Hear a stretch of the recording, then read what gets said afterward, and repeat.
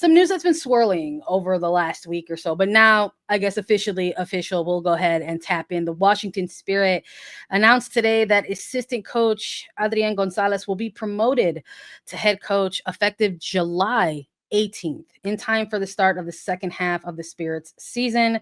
And Jonatan Giráldez is going to transition over to become the official head coach of Olympique Lyon, the OL Lyonnes, newly rebranded in advance of their upcoming 2025-2026 season in France.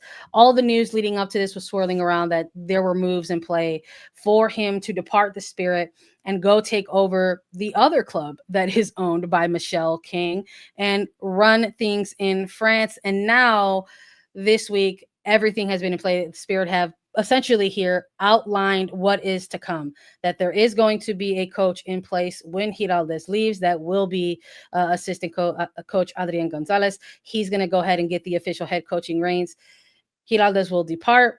He's going to go now be in France. Michelle King has stated in the press release that got announced today that Adrian has proven that he is ready for this role.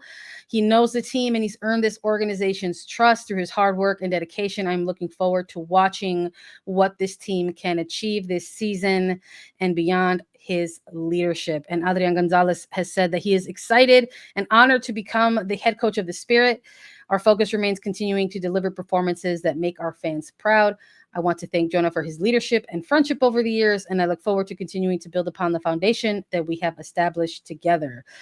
Not exactly new to this, okay? Adrian Gonzalez has had to have a pretty hefty role and hand in the Spirit roster, really dating back to last year, Cupo, because his arrival to the Spirit, he had to kind of be in a bit of an interim role till Giráldez made his way mid-season just last year. And so now it's almost like hitting it with the reverse. And like now he's going to go ahead and get these the official head coach's cap moving forward. Yeah, first off, congrats to Adrian Gonzalez. This is massive. He has, in fact, proven that he can do this job. We saw him do it and lay all of the foundational work and get this team going as Jonah slowly transitioned in. So, I mean, I wonder if somehow this wasn't the intention all along. This kind of felt like Adrian's team, and Jonah came in seamlessly. Yes, they work in tandem perfectly. We saw them do it at Barca. However, I think it's interesting timing. Yes, it's now happening essentially on the European football schedule that they're making this swap. So that you saw Big Joe move over to the Australia coaching position, and with that, you have Jonah slot in there at Lyon. Lyon, for anyone that hasn't followed along with the the women's Ligue 1, um, they did great this season. They did really, really great this season. However, they didn't win Champions League, and for Lyon, I think that that is the benchmark. So I think that that's a little bit of the cause for all of this mix up happening now. But I have the utmost faith in Adrian moving forward this Washington Spirit side. I just think that I'm in alignment with how a lot of the chat is feeling right now. I understand their frustration where they're feeling like Washington Spirit, whether in fact or in perception solely, that it seems like a side quest. And Yeah. having Kang come in to this Washington Spirit organization and take over was a breath of fresh air. And I think that everyone rightfully recalibrated their expectations for what this club means and what they could and would be doing. Um, with that being said, I have the utmost faith that Adrian can steer the ship. He's done it. You know, he has the relationship with the players. Their staff isn't changing. I think that Jonah will be leaving it in a good place. But yeah, I understand the frustrations of Yeah. Washington Spirit fans.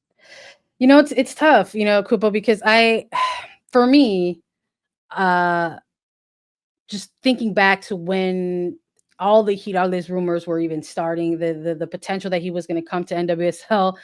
Patrick is on a roll today with Patrick some of his said, comments. Patrick Well, Glanville saying, so the NWSL is now stepping stone to Europe. I don't know.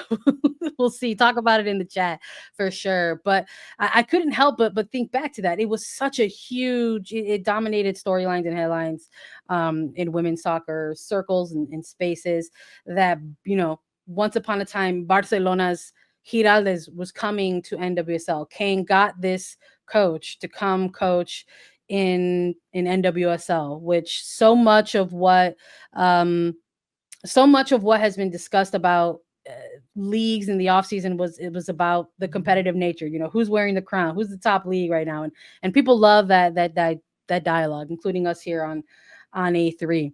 So I can't help for this is an Isandra feel. This is nothing to do with Cupo or anyone else. I just can't help but feel a little bit that this is a little bit short-sighted, that it just I don't know if when you look at the long resumes of coaches across the league and you look at success, I don't know if I'm 100% convinced that this would have been a success. Giráldez to the Spirit. He's walking away after a finals runners-up appearance. They lost. They did not win the NWSL championship.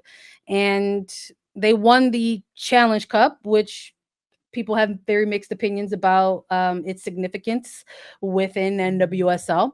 And now he will be leaving mid-season. And I think that's a whole other layer of for folks that's kind of hard to comprehend.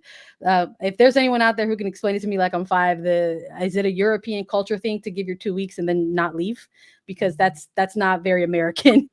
From my understanding, you give you 2 weeks and you're like, I'm Sandra's like, bro, you pack your box, then you bounce. quit, then you just go. you leave so I'm very curious about that, if anyone's got feelings about that. But it was, I couldn't help but feel that way. I was like, wow, I don't know if I don't know if I would call this era of Spirit, Giráldez in the Spirit, a success. I really don't know. I think we have to, well, apparently we're going to have at least into July to continue to evaluate this, and maybe over the next few weeks my opinion will shift. But as of right now, I'm not entirely swayed on that. And I can't help but feel potential conflict of interest for me, because it immediately triggered my memory of when Freya Kuhn was hired from Gotham to Angel City FC. There was an immediate reaction to the conflict of interest there about a head coach running a team who was in the middle of a playoff push and then was also going to be the head of a new expansion side. And I'm sure that there's going to be, the whole ownership loophole argument that this can't be considered tampering. It's different leagues and it's sporting business, but that doesn't mean that it makes it smell any less foul to, I think, Spirit fans and to maybe even neutrals who are watching all of this kind of unfold. And so we'll see. I think It's it's not going to definitely be any.